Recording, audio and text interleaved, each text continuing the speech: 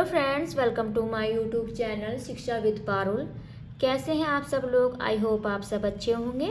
आज हम स्टार्ट करेंगे history class 6 chapter 1 last part. यहाँ पे हमारा पहला क्वेश्चन ये बनता है कि अतीत के बारे में हम कैसे जानें।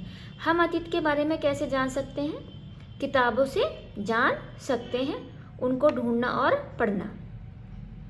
इन किताबों को क्या कहा गया? पांडुलिपियाँ कहा गया। क्यों कहा गया?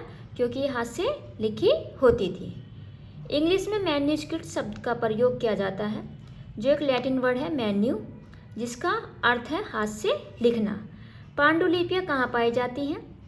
मंदिरों में और विहारों में। ये किस पर लिखी जाती है? तो ये किस पर लिखी गई? ताड़पत्रों पे। और हिमालय में एक पेड़ पाया जाता है, भुर्च नामक पेड़, जिसकी छाल से क्या बनाए जाते हैं? भोजपत्र बनाए जाते हैं, उन पर लिखी गई। अगर हम बात करें कि जो ये पांडुलिपियाँ हैं, ये क्यों लिखी जाती थी? धार्मिक मान्यताओं के बारे में लिखी गई, राजाओं के जीवन के बारे में, औषधियों के बारे में, विज्ञान के बारे में, ठीक है, आदि चीज़ों के बारे में लिखी गई। इनके अलावा कुछ महाकाव्य भी लिखे गए थे, कविताएं भी लिखी गई थी और नाटक भी लिखे गए थे। और किस भाषा में लिखे गए थे? तमिल, प्राकृत और संस्कृत भाषा में।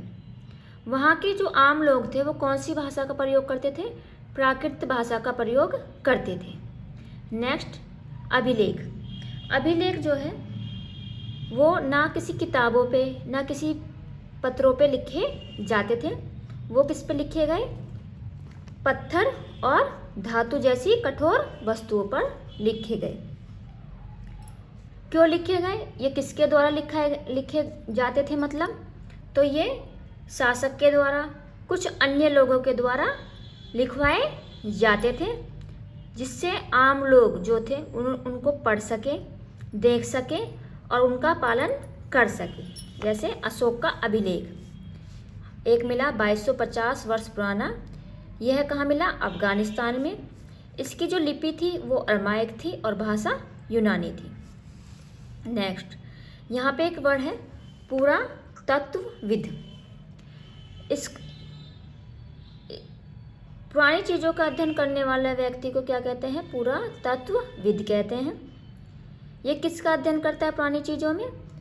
जो पहले की वस्तुएं जिनका उपयोग पहले के लोग करते थे उनको ढूंढकर उनका अध्ययन करना, पत्थरों के बारे में अध्ययन करना या पुरानी इमारतों के बारे में, औजारों के बारे में, हथियारों के बारे में, आभूषण, ठीक है, जो ज्वेलरी मिलती थी, बर्तनों के बारे में, सिक्कों के बारे में, मतलब और बहुत सी चीज़ें हैं जिनको ये ढूंढते हैं और उनके बारे में अध्ययन करते हैं और जिनसे अतीत के बारे में हमें पता चलता है।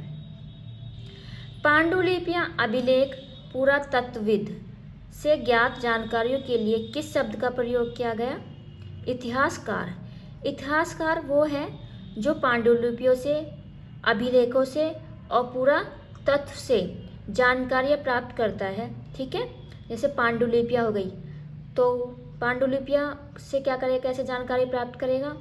उनको पढ़ेगा, अतीत के बारे में क्या करेगा? पढ़ेगा, उनको अतीत से जोड़ेगा और उसमें जो अतीत में हुई चीज़ों का पूर्ण निर्माण करेगा, ठीक है।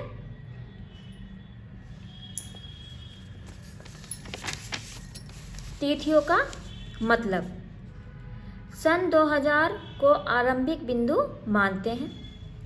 इससे मतलब बीसी क्या है? बिफोर क्रिस्ट, मतलब ईसा मसीह के जन्म से जो पूर्व की सभी तिथियां हैं उनको ईसा पूर्व कहते हैं, ठीक है। और जो बाद की है, जो वर्तमान में है, उनको कहते हैं ईस्वी, ठीक है। अगर इसका अंग्रेजी में वर्ड करें, इंग्लिश वर्ड है, तो इसे कहते हैं एडी, एनो डोमनी, ठीक है, कहा जाता है। और बीसी का जो दूसरा नाम है उसको क्या कहा जाता है? Before common era. यहाँ पे कुछ वर्ड हैं, जैसे हमने बोला जो पांडुलिपियाँ या महाकाव्य ये सब लिखे गए थे वो 3 भाषा में लिखे गए, 3 मतलब और भी भाषाओं में लिखे गए थे, संस्कृत, तमिल, प्राकृत भाषा में, ठीक है। नर्मदा, मगध पहला बड़े राज्य था। गारो पहाड़ी, यहाँ पे क्या हुआ था? कृषि का आरंभ हुआ था। सिंधु तथा इसकी सहायक नदियाँ यहाँ पर प्रथम नगर बसाए। ठीक है, कौन से सन में? 4700 पूर्व वर्ष पहले। गंगा घाटी, यहाँ पे जो नगर बसे वो कब बसे? 250 वर्ष पूर्व। ठीक है, आपको हमारी वीडियो कैसी लगी हमें कमेंट करके बताएं। अगर आपको हमारी वीडियो अच्छी लगी तो लाइक करें, सब्सक्राइब करें और ज़्यादा से ज़्यादा शेयर करें। Thank you.